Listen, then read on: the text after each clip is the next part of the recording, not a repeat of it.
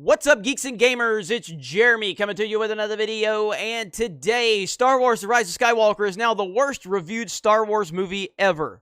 That's from Forbes. This article, when did this article get released? This article was released January 20th at 9:36 a.m.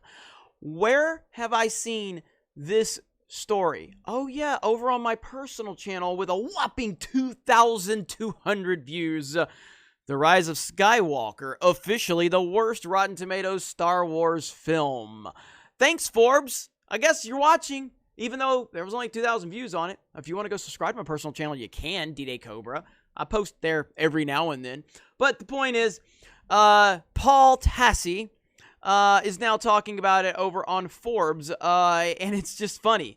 As the weeks pressed on and more reviews came in, it slipped down even further and ended up tied with The Phantom Menace as the worst reviewed Star Wars film at 53% Rotten Tomatoes score. Now, just a couple more reviews have sent it over the edge, and it's now at 52%, and it is now the worst reviewed Star Wars movie in history, including all three trilogies and the two sub-films. Here is the final list, which may be done changing at last. Empire at the top, where it should be. A New Hope obviously should be great. Force Awakens, 93%. Again, I was a mega fan of The Force Awakens, so it is what it is. Last Jedi, the laughable 91%. Rogue One at 83%, Return of the Jedi. Revenge of the Sith, my second favorite Star Wars movie. Solo, hashtag Solo lost money. Attack of the Clones, which I still enjoy. And The Phantom Menace, which I enjoy. And The Rise of Skywalker, which I do not like at all. Again, this is just critics. The audience score for the film has gone up by 1%, and this is wildly different than the critic score at 86%. Still, as much as people claim to love this film, the box office is not tracking where you think it would be, and it's lower than The Last Jedi and more on pace with something like Rogue One instead. It will still make a ton of money, of course, but it's not the ultra smash you might imagine the last film in the series like this would be.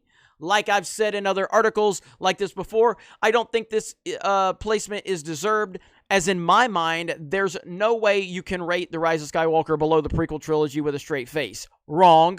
I have liked the film a bit less the further I've gotten away from it. I'm now kind of shaky on my earlier statement that it was my favorite out of the new trilogy. But fundamentally, I think the critics are off base here to a certain degree.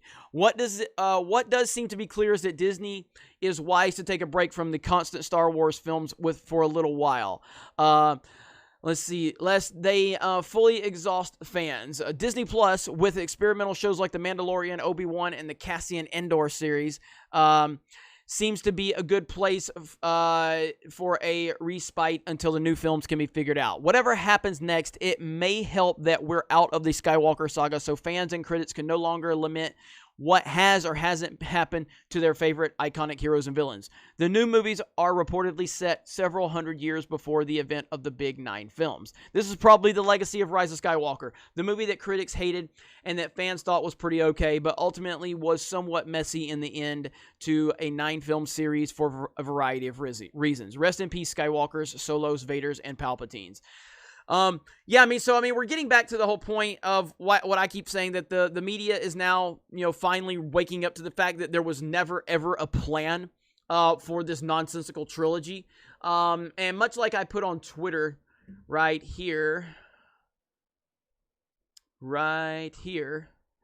Screen Rant says, the reports of different scripts for Star Wars 9 show just how little plan Disney and Lucasfilm had for the sequel trilogy. And my response is, pretty sure we've been saying this for over 2 years. I guess it's not racist and sexist anymore to say that Disney and Lucasfilm had no plan whatsoever. But this is the mainstream media for you. They will continue to just post nonsense, throw nonsense out there, and then not be held accountable for the nonsense that they have been spewing. But Forbes is waking up to it. We've seen Scotty Boy Mendelson really coming to grips with the disaster known as the Disney trilogy. Now Paul is now highlighting the fact that this is the worst reviewed Star Wars movie ever, something I talked about 2 days ago on my personal channel.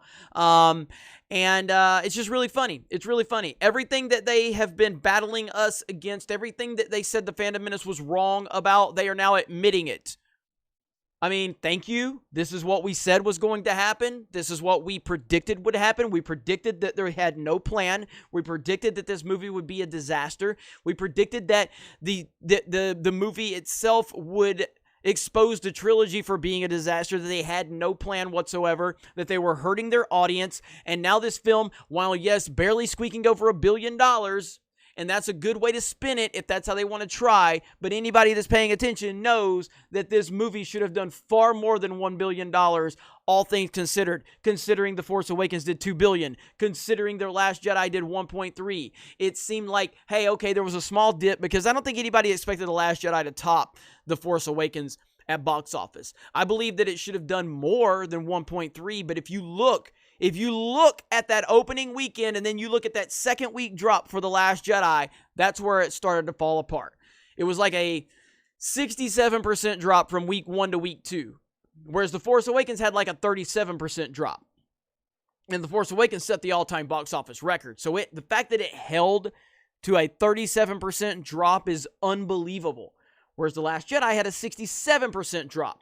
And at that point, it was very telling that the audience was not happy with that film.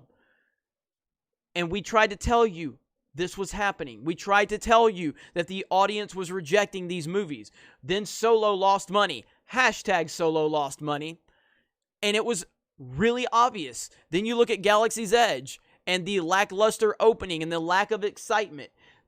Whoever the people are in charge at Lucasfilm that are making these decisions don't understand Star Wars. They don't care about it. And this is what we've been preaching about for over 2 years now. And a lot of the nonsensical media that tried to say we were toxic and racist and man babies and we were just angry to be angry, now they are starting to repeat so many of the points that we have been talking about for over 2 years now, and it is hilarious. Hashtag the Phantom Menace was right. Thank you very much for checking out this video. Solo lost money. Raylos are weird. The Phantom Menace was right, and we will talk to you later.